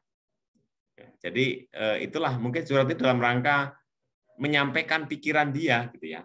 Ajak murid untuk hening sejenak, terus bernapas, ya, menyadari napasnya, kita rasakan. Ayo kita anak-anak kita hening sejenak, ya. Kita rasakan tubuh-tubuh kita yang mengalir darah-darah ini adalah ini karunia Tuhan yang Maha Esa, gitu kan. Kita masih diberikan napas, kita masih diberikan kesehatan. Coba anak-anak bayangkan juga kalau seandainya napas ini berhenti, ya kan, maka kematian akan menanti kita. Kita bersyukur ya akan nikmat ini. Nah, hal-hal seperti itu Bapak Ibu harus diberikan kepada siswa juga. Arahkan siswa mengambil posisi yang nyaman, ya tempat duduknya semuanya Bapak Ibu ya. Kemudian guru bisa menggunakan video dan sebagainya Bapak Ibu ya. Mungkin ya belajar tidak harus duduk ya, bisa lesehan, bisa di mana gitu ya. Buat kenyamanan atau bisa posisi di pinggir, bisa di apa. Jadi Bapak Ibu jangan alergi kalau anak itu belajar dengan berbagai gaya cara gitu Bapak Ibu. Kita harus berubah itu. Karena memang ya kita harus mau tidak mau. Jadi bukan siap gerak, kemudian anak-anak siap, tangan di atas, ya enggak lagi begitu. Tidak, bukan lagi zamannya kan. Belajar sekarang kan belajar dengan berbagai apa ya kecakapan multiple intelligence ya Bapak Ibu ya. Jadi dengan berbagai kecakapan majemuk ya Bapak Ibu ya, seperti itu. Oke Bapak Ibu, nah di kegiatan inti nih kita kelompokkan ya berpasang-pasangan, terus wawancara, terus bergantian ya. Bapak Ibu ini contoh-contoh ya. Kalau mau diterapkan nanti file ini saya berikan di grup ini Bapak Ibu ya. Nanti tinggal dibaca-baca ya. Yang penting diimplementasikan ya. Intinya gini Bapak Ibu, di kelas itu Bapak Ibu harus menjadi guru yang menyenangkan, yang membahagiakan, yang kedatangannya dinantikan oleh siswa Bapak Ibu ya, sebagai orang tua kedua, sebagai ialah pengganti Bapak Ibu, ya menyelesaikan permasalahan dan semuanya ya gitu. Nah seperti itu Bapak Ibu ya, jadi kehadiran dinantikan oleh murid-murid. Nah ini Bapak Ibu. Kita teruskan lagi, coba. Nah, di kegiatan penutup nih. Nah, ini kalau wawancara ya ada ya. Jadi kita harus menanyakan, misalnya apa hal yang kamu temukan, apa hal yang menarik, apa yang pikiran kamu gimana, gitu ya, seperti ini ya. Nah, kemudian yang mendengarkan ini kalau berpasangan tadi kan, nah seperti ini, Bapak Ibu ya. Teknik-tekniknya banyak ya. Nah, kemudian kalau tadi itu eksplisit, sekarang integrasi ini dalam mengajar dan dalam kurikulum ya, kita integrasikan. Nah, kita coba dalam pembelajaran olahraga kita masukkan ini, KSE. Dalam matematika kita masukkan. Dalam bahasa Inggris, PKN, PAI apalagi ya kita masukkan kegiatan pembelajaran PSE ini. Insya Allah Bapak Ibu, kalau apa namanya semuanya berjalan dengan baik, Bapak Ibu ya. Ya memang tidak seperti membolak-balikkan telapak tangan, Bapak Ibu ya. Yang namanya mendidik itu memang bertahap ya, pelan-pelan gitu ya. Nanti juga lama-lama akan menetes, akan membekas ya. Gitu. Nah, penutupan dengan optimistik, Bapak Ibu ya. Refleksi, apresiasi, dan semuanya. Seperti ini. Menciptakan iklim kelas dan budaya sekolah yang tadi ya kita ciptakan ya Bapak Ibu melalui praktek guru, gaya berinteraksi ya. Jadi Bapak Ibu jangan mengolok-ngolok ya, nggak boleh ya. Siswa ke siswa aja tidak boleh, membuli apalagi Bapak Ibu. Bapak Ibu nggak boleh membuli siswa. Semua siswa itu anak Bapak Ibu. Semua siswa itu hebat. Semua Bapak Ibu nggak ada yang bodoh, nggak ada yang pintar, nggak ada yang apa namanya ya, yang rendah dan tidak ada. Semua anak itu pintar Bapak Ibu. Ya, kita belum menemukan aja unik ya. Di balik kelemahan dia pasti ada kelebihan. Ya, di balik kelebihan ada kelemahan ya, seperti itu. Jadi marilah Bapak Ibu guru bisa memahami karakter teman-teman kita, guru, dan juga karakter para siswa. Ya. Terus membangun keyakinan kelas. Nah itu tadi ya, keyakinan kelas kita bangun. Jangan peraturan dulu. Peraturan itu ditulis dari keyakinan. Gitu ya. Kemarin kan belajar budaya positif ya. Gitu. Kemudian, nah harus ini. Kita harus bisa memprioritaskan kualitas relasi antara guru dan murid. Ya. Harus bisa ya, kita berteman aja sama murid itu ya, meskipun kita atasan gurunya tapi kita posisikan sebagai teman kan bisa kan ya. Jadi kita kerjasama bareng-bareng, ayo kita bikin percobaan ini, ayo kita main bola bersama gitu. Kalau guru olahraga kan main bola bersama sama siswa itu nggak masalah Bapak Ibu. Ayo kita main drama, oke. Bapak Ibu sebagai peran antagonisnya boleh, mau peran sebagai yang sinergisnya juga boleh ya gitu. Nah seperti itu, ini bareng-bareng. Nah jadi kita saling percaya nih yang warna-warna merah ya, ada perasaan aman, nyaman, kemudian ya harus jadi murid-murid akan lebih berani bertanya, mencari tahu, berpendapat dan mencoba. Tapi kalau Bapak Ibu serem penampilannya ya muridnya takut gitu ya. Jadi dihindarkan itu ya, jangan sampai ya Bapak Ibu. Tujuan kita adalah untuk melayani murid-murid kita. Nah, jadi berbagai kegiatan itu merangkul keberagaman, perbedaan, melibatkan murid, menumbuhkan optimisme ya, seperti ini. Oke, masih ada lagi. Nah, ini penguatan KSE untuk pendidik ya. Nah, untuk pendidik Bapak Ibu, jadi selain interaksi dengan teman-temannya ya, murid-murid kita akan belajar kan interaksi kalau melihat guru-gurunya ada gap-gap misalnya kelompok-kelompok, ya muridnya juga nanti akan seperti itu gitu. Ya itu pasti. Jadi kita harus jangan ada gap-gap Bapak Ibu ya. Di sekolah itu jangan ada gap-gap, janganlah. Buat apa? Kan bukan geng-gengan ya. Kan bareng-bareng majukan sekolah itu ya. Tapi kalau saya sebagai pengawas ya selalu ya menasihatkan, memberikan nasihat ya. Kalau menegur kepada para sekolah itu jangan sampai ada gap-gapan Bapak Ibu. Terus kepala sekolah itu harus melayani ya, terutama Kepsek ya harus melayani kepada semua, tidak dibeda-bedakan, nggak ada yang namanya di anak emas kan, ini kelompok anak emas ini, jangan seperti itu, nggak boleh. Nah kompetensi KSE emosional ini menjadi salah satu indikator Pak Ibu ya penting ya. Kalau misalnya kompetensi guru-guru belum memenuhi ya sulit untuk melaksanakan KSE ya. Kemudian pendidik itu ya harus memiliki kesempatan secara reguler mengembangkan ini ya. Ya di antaranya kan sekarang ini belajar ya di forum MGMP ini belajar KSE ya. Berkolaborasi, membangun hubungan saling percaya dan saling menguatkan ya. Seperti ini Pak Ibu. Baik Bapak Ibu, ini menjadi teladan ini kalau digambarkan seperti ini. Menjadi teladan. Nah, berkolaborasi terus belajar. 3 ya kata kuncinya ya. Bapak Ibu sebagai guru menjadi teladan dulu. Teladan ya berarti teladan semua ya, penampilannya, bicara dan semuanya gitu. Semuanya harus benar-benar menjadi guru yang digugu dan ditiru. Terus kemudian pandai berkolaborasi dengan teman-teman, terus belajar juga ya. Harus terus belajar. Jangan nggak mau belajar, nanti ketinggalan dengan ilmu-ilmu yang baru. Ya. Nah, ini memodelkan teladan, maka gampang ya, kita terapkan ya sebagai guru. Ya, menciptakan budaya apresiasi, menunjukkan kepedulian, misalnya gitu ya. Itu juga boleh teladan. Nah, ini belajar nih ya, Bapak Ibu. Di saat ini juga Bapak Ibu sedang belajar ya. Ya, apa aja misalnya. Nih, di antara ada perawatan diri ya, Bapak Ibu ya. Gimana ya kalau bapak-bapak itu yang suka mukanya masem ya apa, kalau ibu-ibu kan suka dandan ya, harus cantik, harus ini ya, harus gitu ya, harus berwajah ceria gitu ya. Bapak-bapak juga harus begitu ya, sama semuanya. Terus dan lain-lain Bapak Ibu berkolaborasi, mengembangkan pola pikir tumbuh, memahami tahapan ya perkembangan murid. Ini Bapak Ibu ya harus belajar ini ya. Jadi perubahannya memang drastis ya, mengagendakan sesi berbagi praktek baik sama guru gitu ya. Nah, seperti ini. Nah, belajar berkolaborasi, ya Bapak Ibu, berkolaborasi. Di sekolah itu membuat kesepakatan bersama-sama, membuat komunitas belajar profesional, membuat sistem mentoring ya, dan sebagainya. Nah, poin penting ya. Nah, ini seperti ini. Jadi kompetensi pedagogik keperbedaan sosial itu penting ya buat Bapak Ibu guru.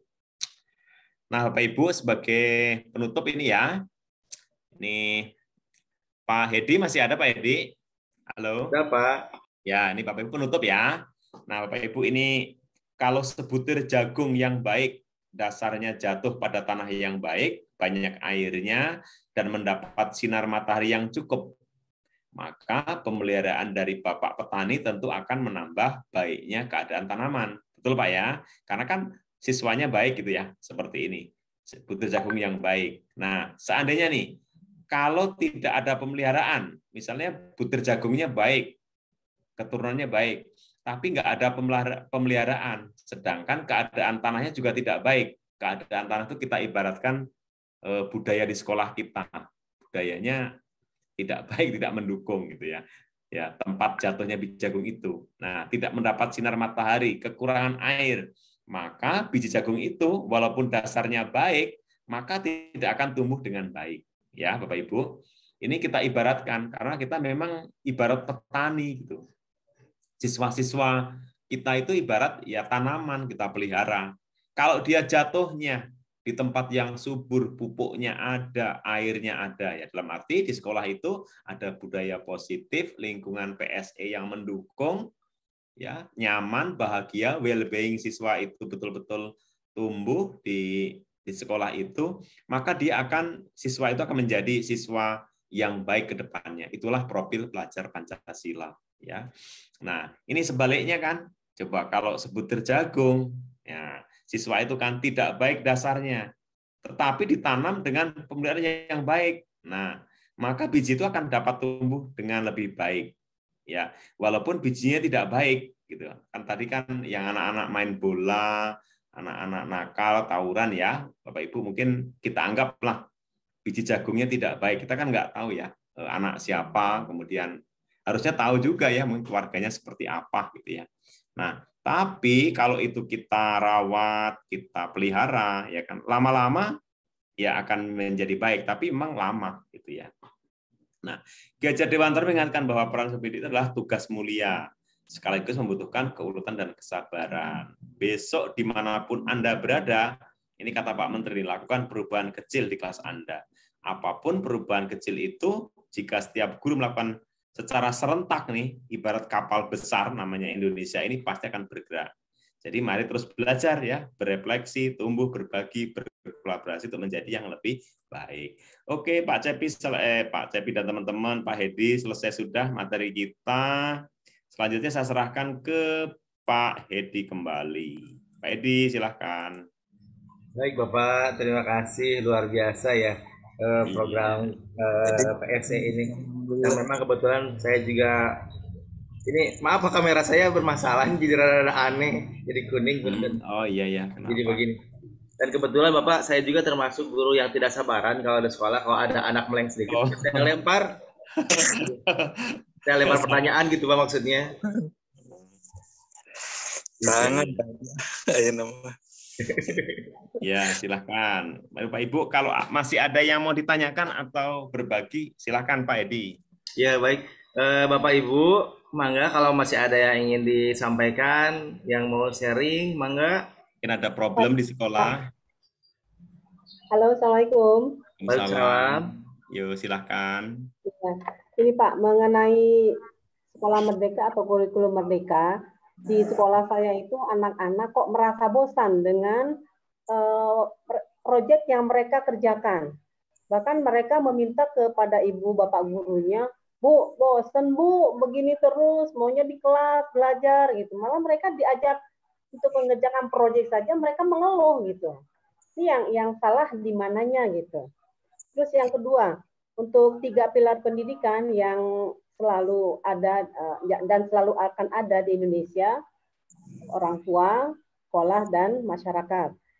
Yang menjadi problematika bagi saya, nggak tahu nih untuk orang lain apa tidak, bagi saya nih Pak, orang tua itu hampir 100% menyerahkan anak-anaknya untuk dididik di sekolah. Tapi pada kenyataannya, ketika anak-anak punya kasus atau bermasalah di sekolah, orang tua cenderung menyalahkan guru atau pihak pendidik di sekolah dan tidak mau menerima kesalahan atau perbuatan siswa. Cenderung berarti mereka ada penolakan, tapi mereka menyerahkan pada di awal pendidikan.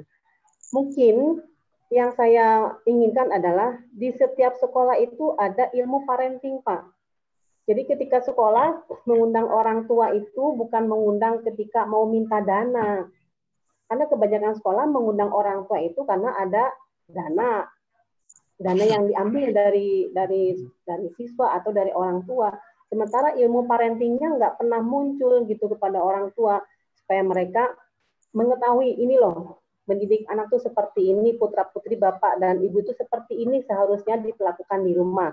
Sementara di sekolah sudahlah kita didik dengan baik, walaupun tadi sebutir jagung jatuh ke tanah yang baik ini. Insya Allah kita selalu begitu. Itu tolong permasalahan saya di sekolah saya seperti itu Pak, mengenai kurikulum merdeka tentang anak tuh protes dengan proyek. Terima kasih. Ya, Pak Edi langsung jawab ya.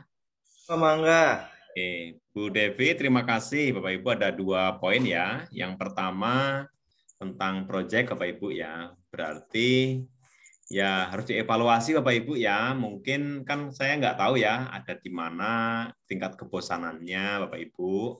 Kemudian mungkin proyek apa, gimana volumenya ya, kemudian apa seimbang tidak dengan intrakurikulernya ya. Saya juga nggak tahu. Jadi seperti apa persisnya. Berarti ini harus dievaluasi Bu Devi. Ya, harus dievaluasi. Kalau dibelajarkan begitu terus ya bosan Bapak Ibu, nggak boleh terus-terusan proyek terus Bapak Ibu. Kan itu kan sebenarnya kan ada porsi-porsi jamnya Bu Devi ya. Ada porsi-porsi jamnya itu, tidak semuanya itu proyek itu hanya 25% nih Ibu dari total kurikulum, yang 75% kan mata pelajaran gitu Bu Devi. Jadi ya nanti mungkin dengan pengawasnya, dengan semuanya Bapak Ibu ya kepala sekolahnya harus melakukan evaluasi itu ya. Yang jelas nggak boleh kalau semua pembelajaran itu baik yang kurikuler maupun kokurikuler, ekstrakurikuler ya, itu yang termasuk P5 itu membuat siswa jadi nggak senang, tidak well-being ya, itu tidak boleh. Nah itu malah bertentangan itu. Itu ya Bapak Ibu ya. Kan harus dilihat dulu di mana tingkat kebosanannya di mana gitu ya. Terus yang kedua tadi parenting. Nah, saya setuju itu Ibu Bu Devi ya. Setuju sekali. Ya tidak seharusnya sekolah itu mengundang itu ya sebulan sekali, 2 bulan sekali, atau 2 bulan sekali lah ya. Sebulan sekali terlalu cepat ya. Jadi mengadakan pendidikan kepada orang tuanya ya, oleh pimpinan, oleh kepala sekolah ya, mengadakan itu gitu ya. Itu sangat dianjurkan Bu, memang iya gitu. Saya setuju gitu. Cuma memang pelaksanaannya itu terkadang kita itu karena gini ya, nggak mau capek gitu masalahnya semua pihak itu. Jadi mencari yang gampang-gampangnya. Nanti kalau udah ada permasalahan aja baru ribut gitu. Jadi kan sebenarnya sesuatu itu ada penyebabnya gitu ya. Jadi tidak mungkin ada api kalau tidak mungkin ada api kalau tidak ada asap ya, seperti itu. Jadi harus ini Bapak Ibu mengantisipasi dari awal gitu. Jadi anak-anak kita itu berperilaku non karakter misalnya tidak baik karena memang ada sebabnya gitu. Pembelajaran di kelasnya, mungkin budayanya dan sebagainya gitu. Nah, seperti itu ya. Dan Bapak Ibu memang disadari Bapak Ibu ya, mendidik siswa itu tidak mudah ya, itu jelas Bapak Ibu ya. Mendidik siswa itu memang penuh kesabaran, penuh kebijaksanaan, dan tadi semata-mata jangan hanya memberikan materi, jangan. Tapi harus kita masukkan pendidikan yang menyentuh ke hati dia gitu. Ini apa sih belajar ini tuh bermanfaat buat apa gitu ya. Ya, kita belajar misalnya contoh belajar kebersihan, berarti kan manfaatnya buat diri kita. Kita harus mandi gitu kan, terapkan. Terus kalau belajar yang tentang yang lain-lain ya, kedisiplinan dan semuanya gitu ya, itu kan bermanfaat. Jadi ditanamkan apa manfaatnya buat anak itu gitu. Jangan hanya teori yang tidak kontekstual gitu, jangan ya Bapak Ibu ya. Jadi mungkin ada kesalahan juga dari pihak kita gitu ya. Yuk kita bareng-bareng ya. Yang sudah baik kita lanjutkan Bapak Ibu. Yuk sama-sama kita perbaiki ya siswa kita, generasi kita. Siapa lagi yang akan memperbaiki pendidikan ini kalau tidak Bapak Ibu guru? Bapak Ibu guru ujung tombaknya. Tidak ada lagi yang bisa memperbaiki ya. Apalagi anak kita kalau nggak ada guru, tidak ada teladan, nggak ada siraman dari Bapak Ibu ya. Nanti gimana generasi ke depan ini? Bapak Ibulah yang menjadi tulang punggung, menjadi ujung tombak dari perilaku bangsa ini ya. Bu Devi makasih ya. Ya nanti. Saya Bu Ilma. Bu Ibu maaf. Tadi kok tulisannya Bu Devi? Oh, Bu Ipa. Ya, Bu Ipa dari mana? SD mana? Bu Ilma dari SMP Negeri 1 Lewiliang. Oh, Lewiliang mah bagus kan siswanya. Oh. Ya mungkin ada beberapa yang kurang ya, harus sabar Ibu ya, zonasi Pak. Ya, kalau zonasi ya problemnya lebih besar. Ya kita rasakan semua kan Bu, bukan Ibu saja kan semua. Nanti kalau yang siswa-siswa yang yang kurang sesuai dengan yang diharapkan sekolah itu masuk menumpuk di satu sekolah misalnya kan bebannya berat sekali, jadi kan saling berbagi. Ya kita berbagi gitu. Ada siswa yang sesuai harapan, yang tidak, kan ada semua itu. Jadi bareng-bareng gitu ya. Itu hikmahnya Bapak Ibu ya. Ya, terima kasih. Oke, ya yuk. Ada lagi kah? Silakan Pak Edi. Ya Bapak Ibu masih ada yang ingin bertanya, yang masih ingin sharing, mangga. Pak, ini Pak. Silakan.